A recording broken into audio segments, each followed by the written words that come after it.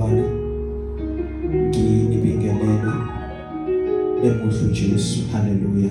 Amen. Siyabonga bazalwane ukuthi uNkulunkulu sasigcinile ngomusa kanye nangothando lwakhe olumangalisayo. Hallelujah. Amen.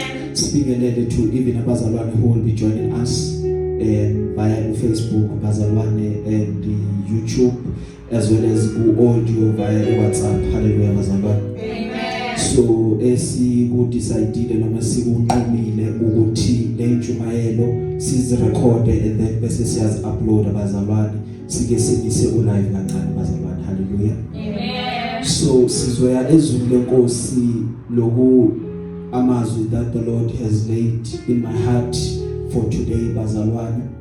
Okokuqala sifunda incwadi Joshua chapter 6 verse 5 from verse 1 to verse 5.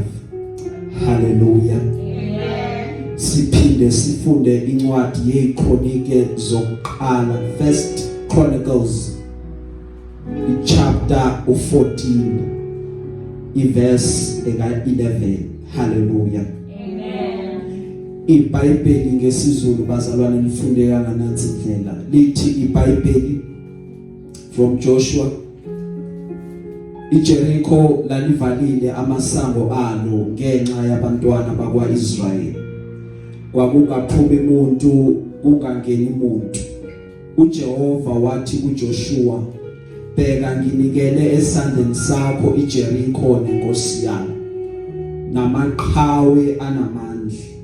Niyakuhaqa umuzi onke, amadoda empi niwuzungeze umuzi kanye.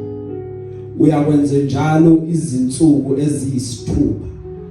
Abapristi abayisikhombisa bayakuthwala amacilongo ayisikhombisa ejubile phambi komphongolo. Ngosuku lwesikhombisa ngiyakuzungeza umuzi kasikhombisa. Abapristi babethe amacilongo. Kuyakuthi lapho bekhalisa kade uphondo lwejubile, nalapho nilizwa izwi lecilongo, bonke abantu bakhamuluke ngokukhamuluka okukhulu. Ugange lomuzi luwele phansi endaweni yabo. Abantu bakhuphuke, yilowo nalowo aqonde phambili nje.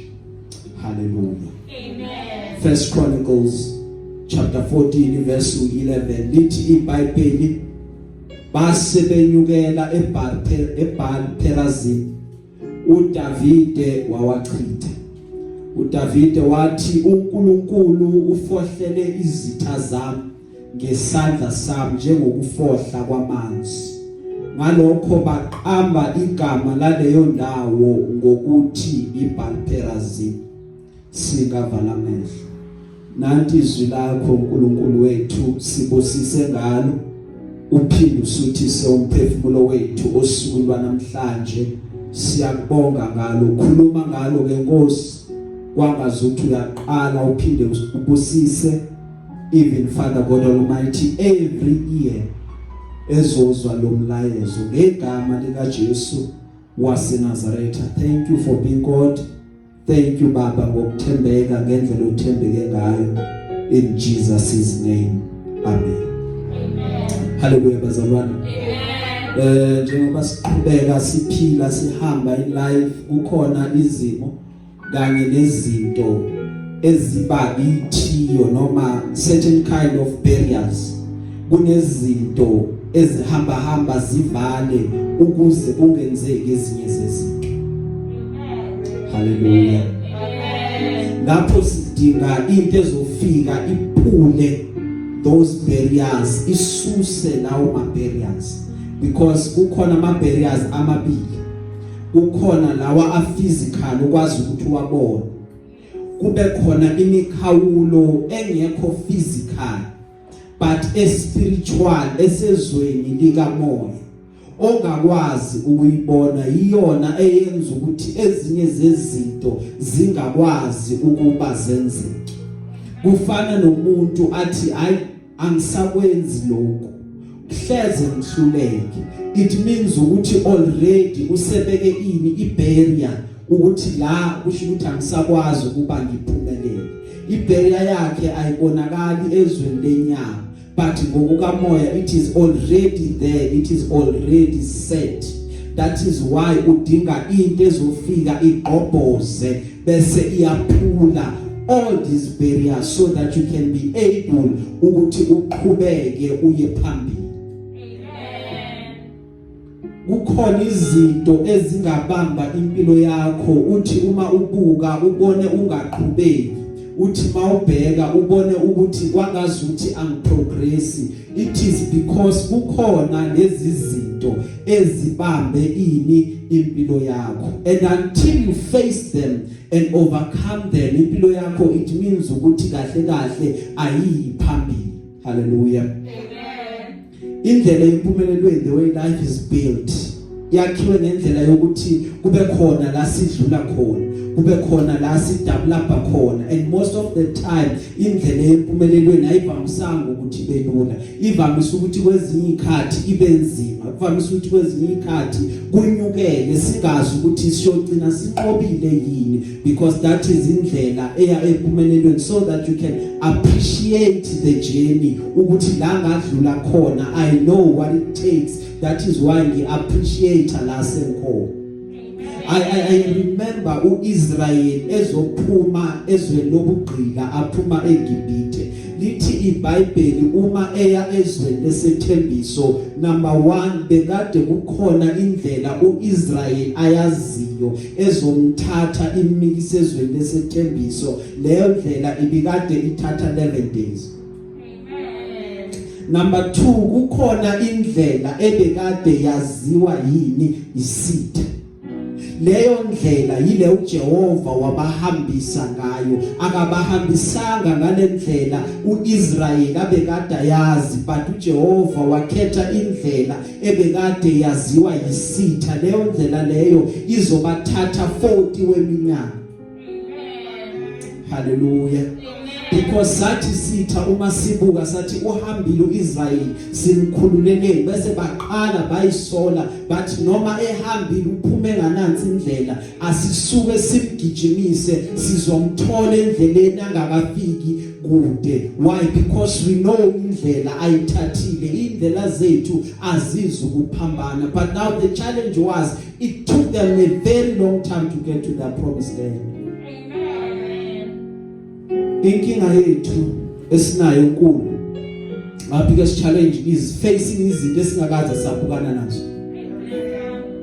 Because asazi ukuthi lento how will I respond, because angazi lento njengoba ngifikele ngiyobhekana nayo kanjani, because angazi ngayibona.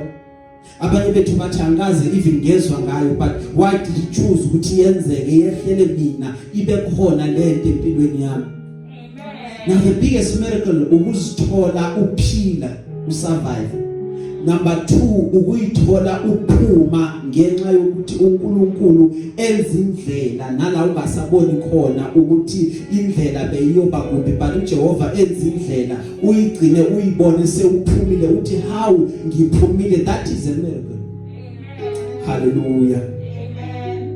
Yiko lokho kwenza ukuthi impilo ibe mnandi, ukuthi life has a lot of challenges.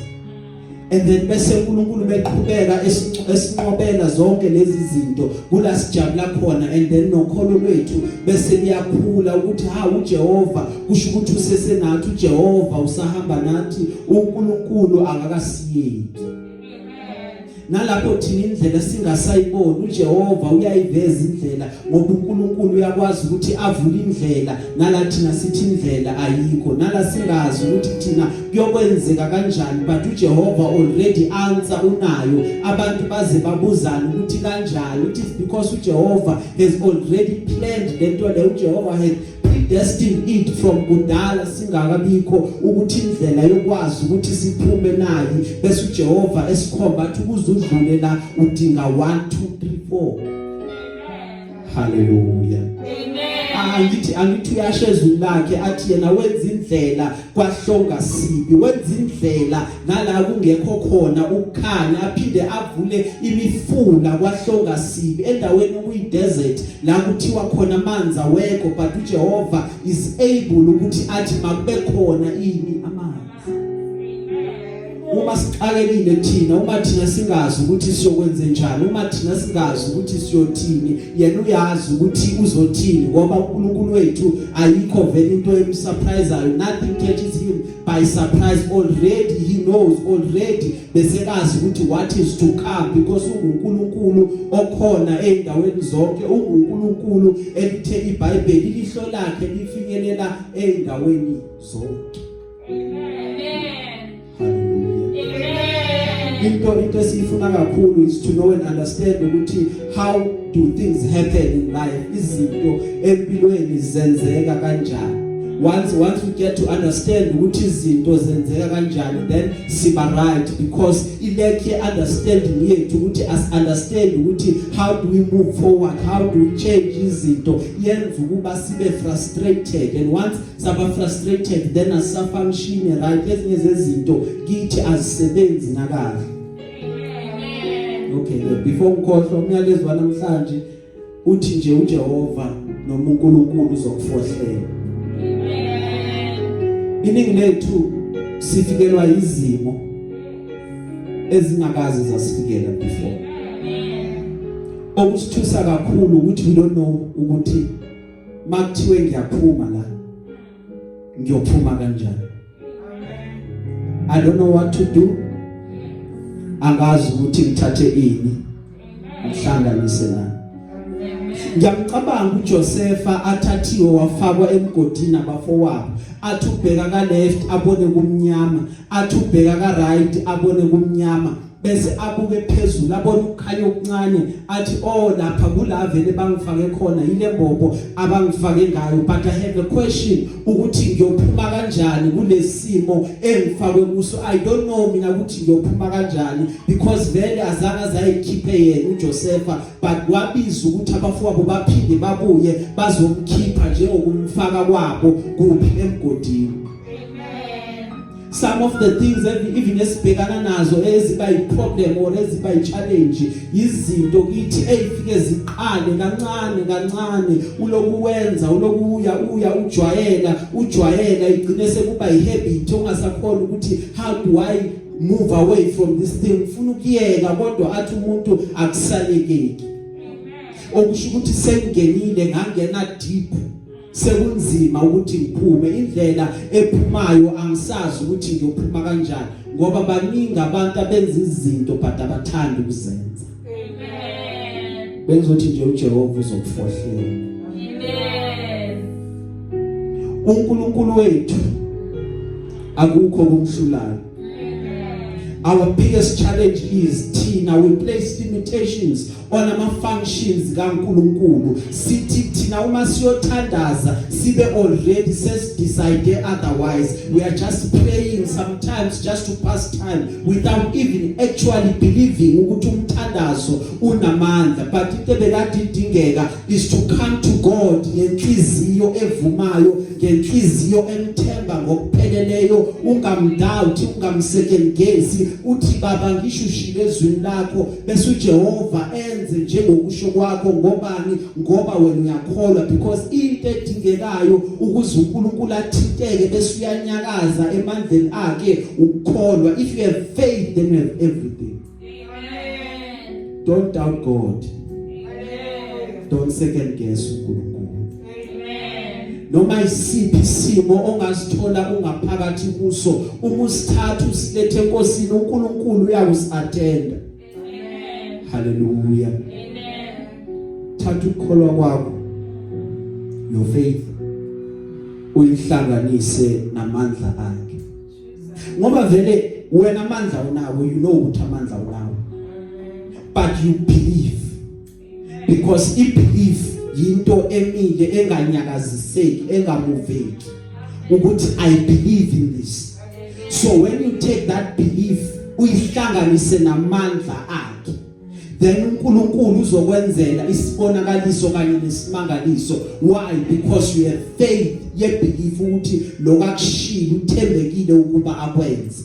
Amen.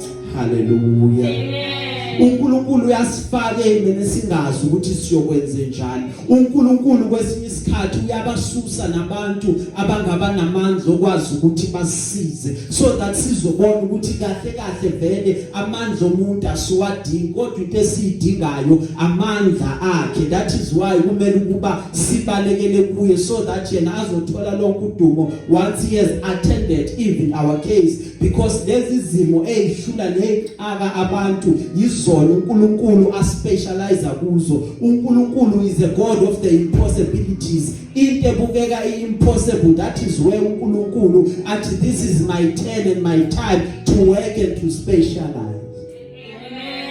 La sifunda khona sithola uIsrael uqhubeka endleleni, uMose akasekho, ulidwa uJoshua endleleni yabo baya ezweni lesethembiso. While beqhubeka behamba badlula endaweni ethile ogama layo liJeriko. Then uNkulunkulu athi kubo, iJeriko nginikezile esandleni senu ukuba nilidle nilinqobe. iJeriko lezwa ukuthi uIsrael is in the area, uIsrael is in the vicinity, bese bavala amasango, bavala amagate. Kunemithangala emide ephakamayo eyaphezulu. Leyo mithangala bekade ingakwazi ukuthi njengoba simile so ihambe inqola zamahashi ezisithupha eziwu6 njengemoto ehamba kuphe estradini. Yabo mawuhamba kulama highway amakhulu uyayibona kunendlela ezi4 ehamba straight, then mhlambe kunezi2 eziphumayo ezi-off-ramp. Uthi wena no, mina ngifuna ukuqhubeka ngihambe straight, so ngizohlala kule 4 lane because yiyo le ihamba straight. So le ububanzi bale ndongo, it was equivalent ukuthi ngahamba inqola ezisithupha. Similarly, it is equivalent ukuthi imoto eziwu6 zingahamba so zimile la phezulu mazihamba straight. Then ubude ke bese ukuphakama kuyaphezulu kukodwa lokho. Ngokubuka kwabantu bengeke zize ziwe lezinto. Ngokwazi kwabantu bengeke kuze kwenzeke ukuba lezi ndonga ziwele phansi ngendlela ezakhiwe kahle ngayo, because they were well built and well planned and well thought. Amen. Kunezinto kuleyindawo othi mawubuka ubone ukuthi la angizukudlula la ngizukudabulaba. Kwesisikhathi uzuyibuza ukuthi what have I gotten myself into, ngifake kuphi? Nami ngathi ngiyathanda ukulanda inkinga azihla le, ngathi zona zinegama lami. But uNkulunkulu wethu uyakwazi bazalwane ukuthi athathe into edelelekile ayoyihlalisa namakhosi. Nawe ungazibuza ukuthi kanjani, but uJehova uma sebheke ngakuwe, uNkulunkulu uyakwazi ukwenza into ebengacatshangwa ukuthi this thing is possible. Why? Because he is God. Hallelujah. uNkulunkulu angasebenzisa noma yini ukuze yena athole udumo, nathi uyasebenzisa. Even sometimes thina siyasingafuna ukulandela his will or his plan for our lives, but uJehova always calls us ngoba nemizimba yethu iyakwazi ukuthi imthobele. That is why nomuntu athi mina enkonzweni angiyi, mina ngifuna ukuhlanganyela into engizoyenza ukuthi ngihlale nje ngiphuze lamabhiya, bese uyamangala because now ubudlelwane bakhe bulimele noNkulunkulu, umthola hlabelela ingoma yokukholwa. Because umzimba uthi I want into yakamoya, I don't want into yenyama, because sakhiwe uye singabani. Amen. Besizothi nje uNkulunkulu Jehova uzokufohlela. Amen. Okufika kube indida ku chapter 6 encwadini kaJoshua, indlela uNkulunkulu akhuluma ngayo. Simthola uNkulunkulu number 1 uthi mabamashi. Badawule iJeriko by 1 for 6 days. Bayahamba bayarawunda. Abapriest abawu 7 baphambili. Bathwele baphethe amacilongo. Bahamba phambi kwani komphongolo. Umphongolo kaJehova. bekade umele ini ubukhona bakaNkulunkulu. UIsrayeli ehamba nomphongolo bebakade bazi ukuthi uJehova uphakathi kwethu. Bese kuvela kakhulu inamba u7 la sifunde khona.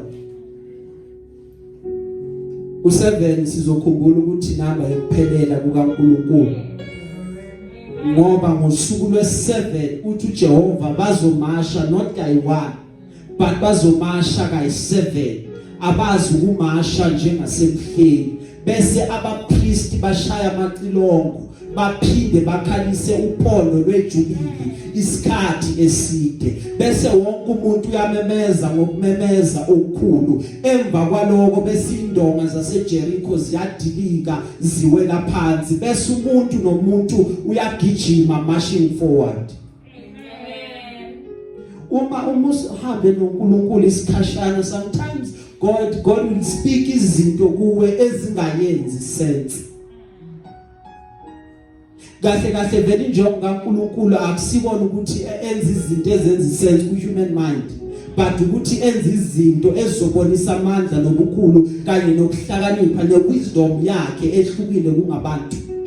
Athobhala kahle uma uNkulunkulu sibuka ubuwula bakhe uhlakaniphile ukudlula umuntu othi ngihlakaniphe kakhulu okusho ukuthi ayikho into enokuhlakani njengoJehova. uNkulunkulu emdala umuntu akanayo even nengqondo engahlakanipha ifike ekuhlakanipheni kwaNkulunkulu. That is why sometimes God will say things that don't make sense to the human mind because akadingeki reason komuntu because sometimes even ingqondo yomuntu iba blocked to even understand or explain ukuthi uNkulunkulu usebenza kanjani because you cannot really understand the supernatural workings of God.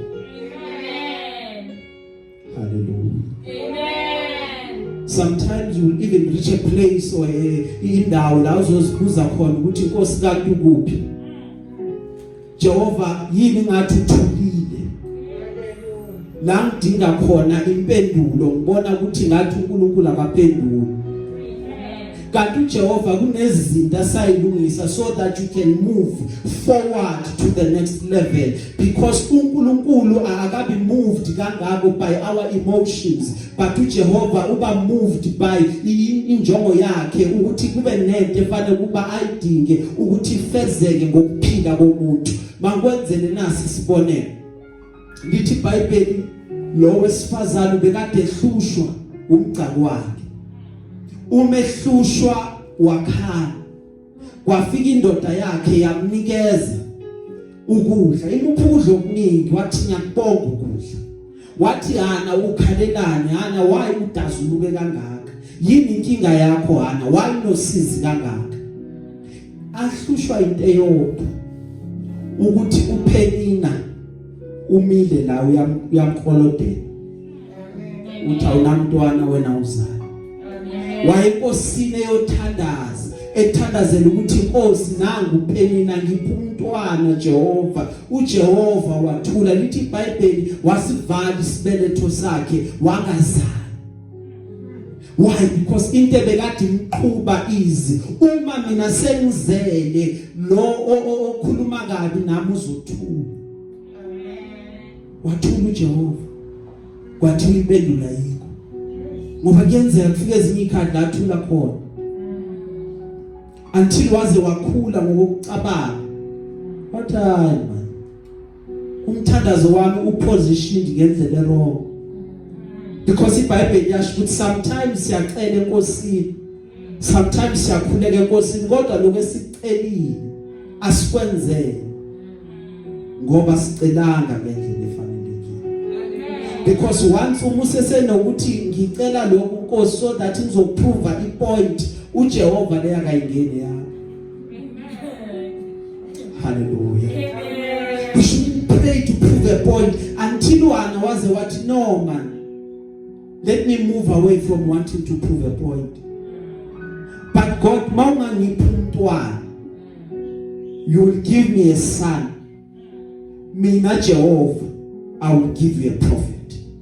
then uNkulunkulu wathi right now sesingakhuluma. Why? Because you have surpassed wanting to prove a point. Now I can answer your prayers. Now I can open your womb so that uzokwazi ukuba uzale, because you have moved away from ukufuna ukujabulisa abantu, but you have elevated yourself ukuze ube ku position mina Jehova enguyo nengibona ngayo, so that injongo yami izoqhubeka ifezeke. Why? Because uIsrael is crying or craving a prophet. The prophet has been shut up. Akekho umuntu okwazi ukuthi a prophet. Now I need someone who can usher in the prophet. Now if you are in position to usher in the prophet, then now we have a deal.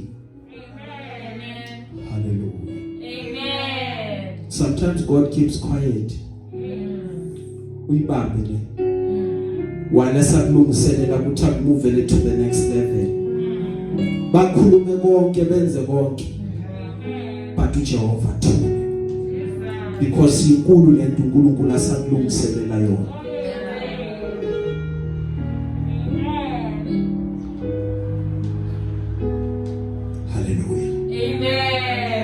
Noma engathula, noma ngazuthulile, I want you to know and understand ukuthi noma ethulile kodwa impendulo ikhona.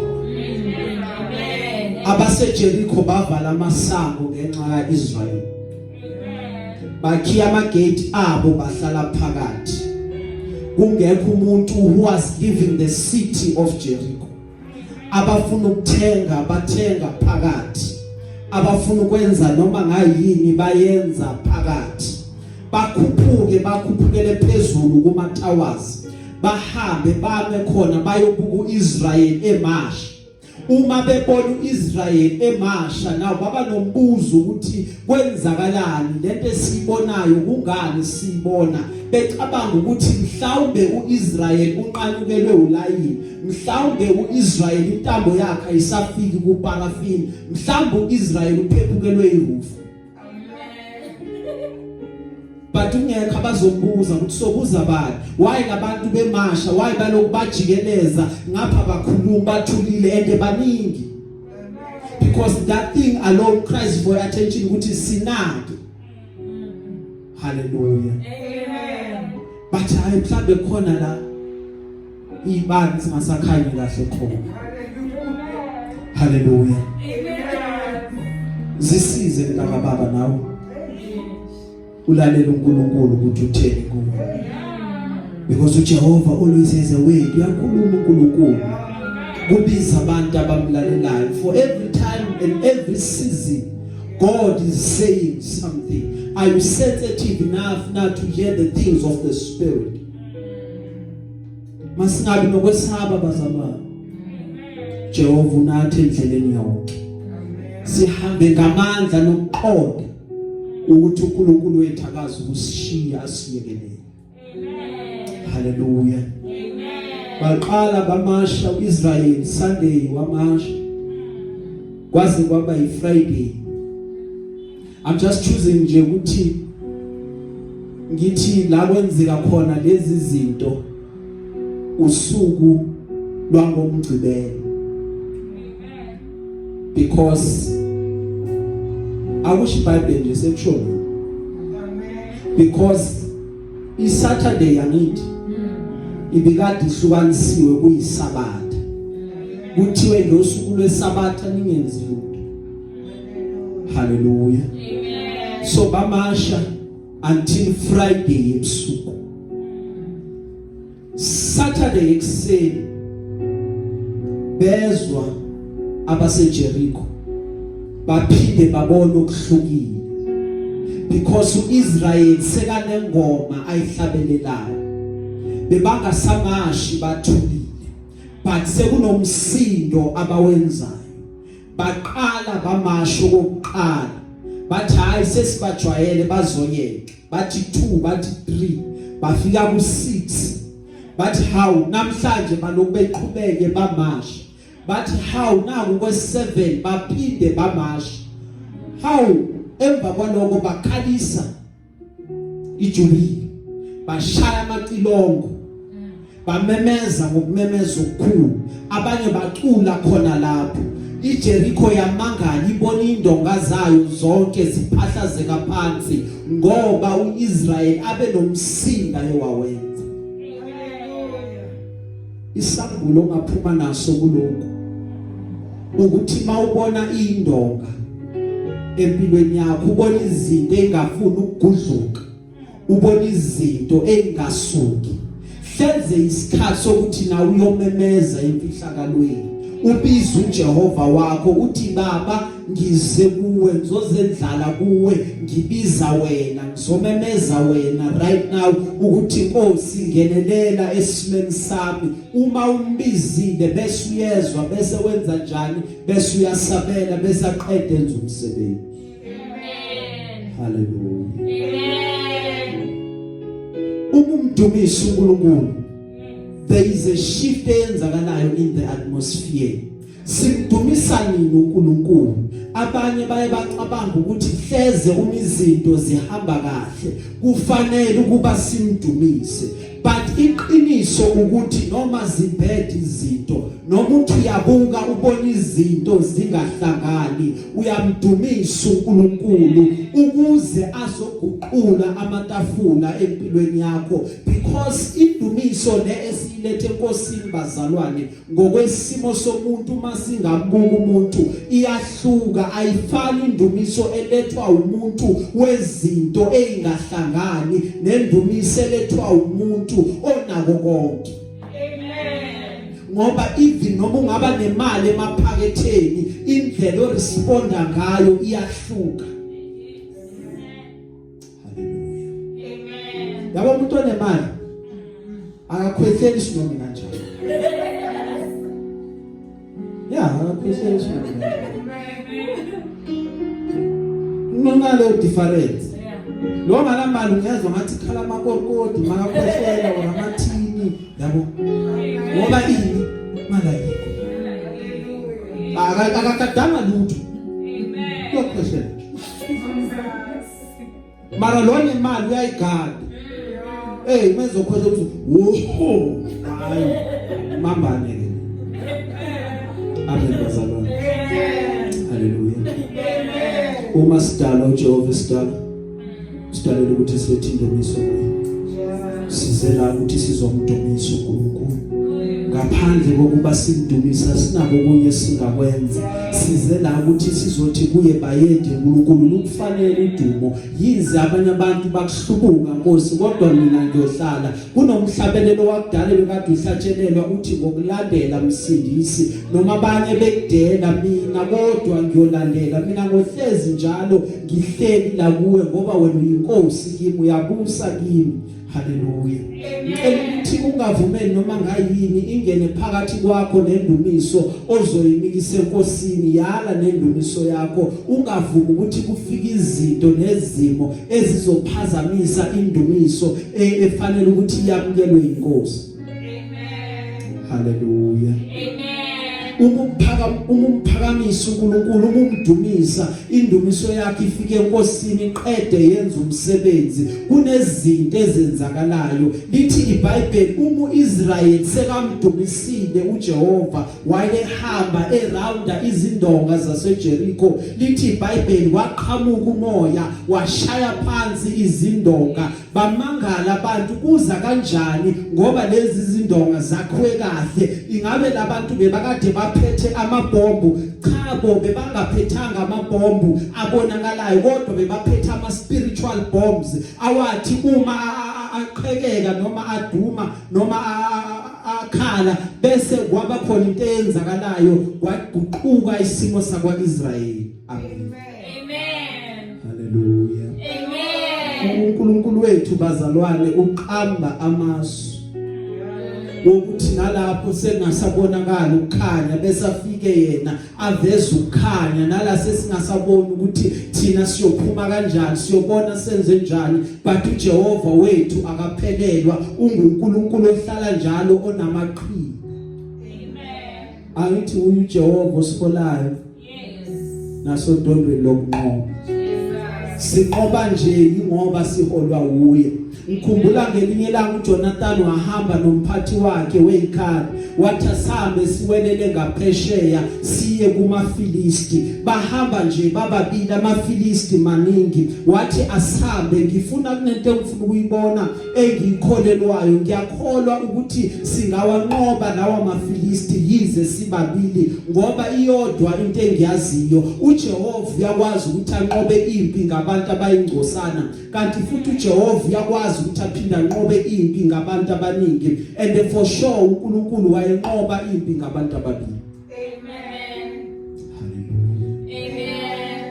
Ayikho into engenza ukuthi uJehova ahluleke ukunqoba impi but uJehova will always overcome uma laba beze kuye bemthemba ngokweqiniso ukuthi uNkulunkulu wethu lokho esicele kuye uJehova uzosenzela. Amen bazalwane. Amen. Ake sithi uJehova uzomfohlela. Jehova uzomfohlela.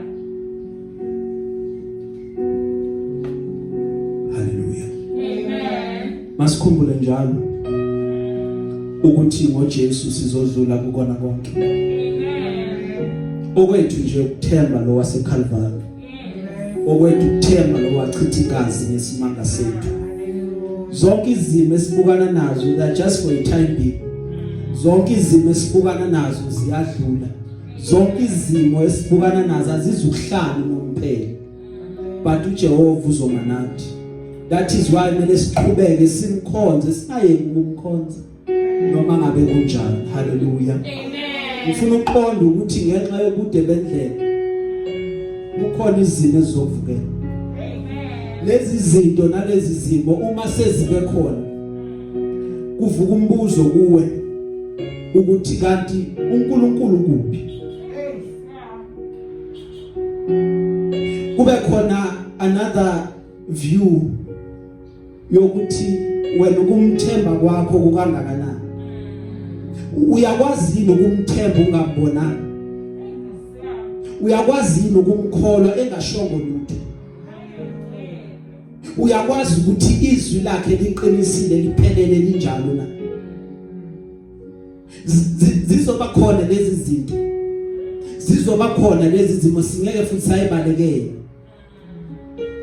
But ziba khona ukuze kuzovela amandla akhe. Ukuthi amandla ami njengoNkulunkulu angakanani. Because sometimes uJehova uyabalinda abantu bakhulume konke bese avele ezoperform. Avele bese bayamangala ukuthi hawu kanjani? Why izinto sezingasahambi ngendlela ebekade kufanele kuba zihambe ngayo? Because he's God. Amen. Bambelele ithembisweni zakhe. Izwi lakhe linjalo liqinisile. uNkulunkulu wethu akawaqamba manga. Uyalimela izwi lakhe ukuze lifezeke. Uyalinda lona lize lifezeke. Hallelujah. Amen. Namanje usalindile ukuthi bese liyafezeka. Amen. Khona ikhathi zokulwa. Khona ikhathi zokuhlasela. Khona ikhathi la impi izokuvukela khona. Khona ikhathi la uzothi uyabuka ubone impi imiseka kuwe. Ubese uyabuza ukuthi siyokwenza njani. It is lezo ikhathi lezo la uJehova azofika khona kufohlele njengamanzi. Njengoba uDavide wambona endaweni yaseBalperazim wathi uNkulunkulu ofohla njengamanzi edwaleni ungifohlele. Yazi ukuthi amanzi uma avalelwe kuyaye kube ngazi ukuthi awekho. Kanti amanzi avalelwe. Kodwa waqala wavulelwa amanzi awavimbeki. Amanzi awavinjwa. Ubukele indaba mabathi amadama agcwele. Ukubona ukuthi kuthula kanjani but the minute beqala bephakamisa amasango bese bawadedela amanzi akhukhula ngisho kwasana esendleleni yawo. That is why kuba nani nezikhukhula noma imvula zina because amanzi uma eqhubeka ehamba ageleza anamandla ukuthi anga destroy whatever ephambi kwawo. Hallelujah. Amen. So ufuna wazi nawe namhlanje ukuthi uNkulunkulu uzokufohlela afohle njengamanzi afohla edwaleni, because kwesinye isikhathi ungacabanga ukuthi idwala livimba yonke into, idwala lenza ukuthi konke kungadluli kuwo, but uJehova wenza indlela ukuthi amanzi athi pass through even edwaleni, ngoba unguNkulunkulu okwazi ukungena ngisho endaweni eksekuthiwa kuvaliwe khona. Bamangala ukuthi uJehova ungene kanjani. Angisho noJesu wangena bakhile, angisho. Amen. Zombona uJehova mfohlelo in everything that you ever face. Yangena inkosi uBelshazar evalile, fike yabhala odongeni, mene tekela umfasi. Thanda wazi namhlanje ukuthi impumelelo yakho ayililanga kubantu, but kuwe nakuJehova. Kuncike kuwe ukuthi wena wenzani, so that you can be able to move forward. Hallelujah. Khole lokho bese usebenza ngamandla ukuguqula impilo yakho. Kwesinye isikhathi akudingeki nanezinto eziningi nezinto ezinkulu, thatha nje izinto ezincane nanokuthi nawe ukholelwe kuwe kulento oyiphethe ophathiswe yona ngaphakathi, ngoba sonke sifike la kunento esiphathiswe yona. Uma ukholelwe kuloko, then you are good, you are set to go and change your life, you are set to go and uyokwenza history ngempilo yakho. Bamangala abantu ukuthi uye lo sasimazi enjani, sasimazi engakaguquka bengalendlela, but because uye wabelieve kulento ayiphethe, he went or she went wafike waguqula izinto. Atmosphere yonke, indalo yonke ilinda abantu abafuna ukwenza izinto, ilinda abantu abafuna ukwenza ushintsho. Ingabe are you one of them na, noma wena ubuke laba benzayo so that uhlale njalo on the sideline lokubashayela izandla na? Amen.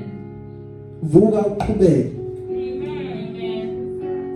Noma kubonakala ngathi abekho abasekela lento ozama ukuyenza, noma ungabona ukuthi lento engifuna ukuyenza it's something big, it's something huge, it's something massive, but support anginayo.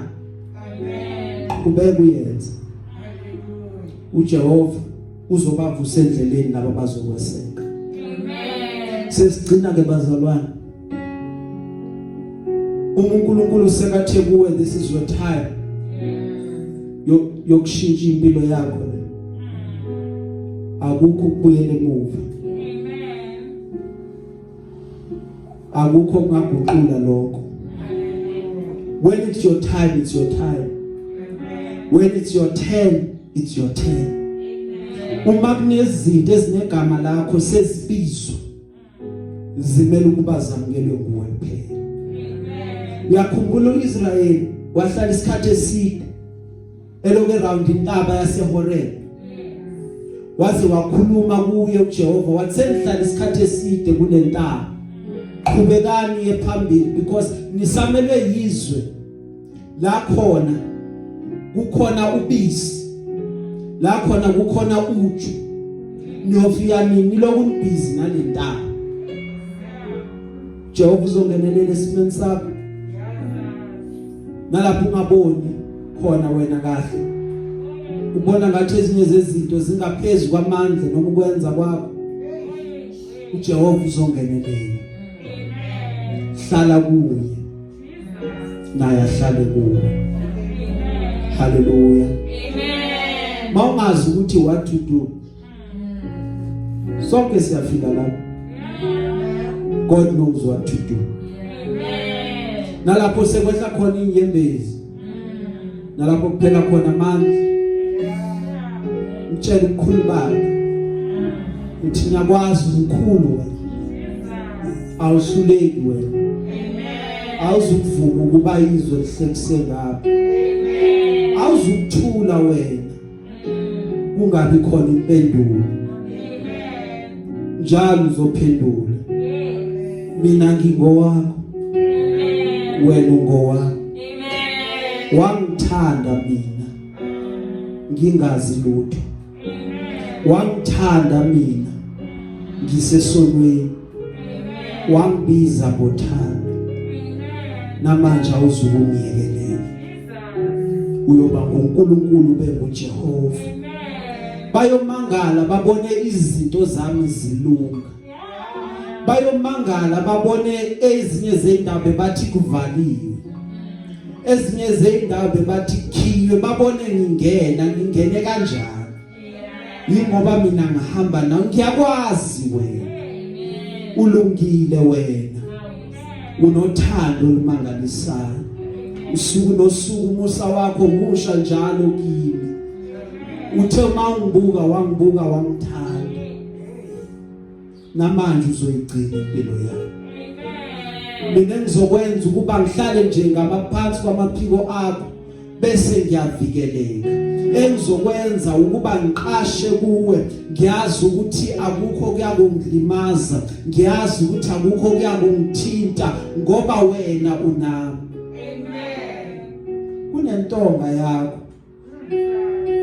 nodondolo ziphinde bese ziyangiduduza, ubese ubuyisa umoya kanye nomphefumulo wami ngenxa nje yegama lakho, ngoba ngibizwa ngalo. That is why ngiqhubeka ngikuthemba ukuthi namanje awuzukuhluleka ukuvela unguNkulunkulu. Fohla amafohla, uthi fohla amafohla, uzofohla ufohlayo. Uthi fohla, ngiyazi ukuthi wena ufohla abantu bebhekile, ngiyazi ukuthi ufohla nabantu noma belele. Fohla amafohla, uzofohla ufohlayo, because igama lakhe unguBalperazim. Hallelujah. Amen. Bwana inkosi, ngiyabusisa ukufunda kwezwi layo, ibandla lonke lizothini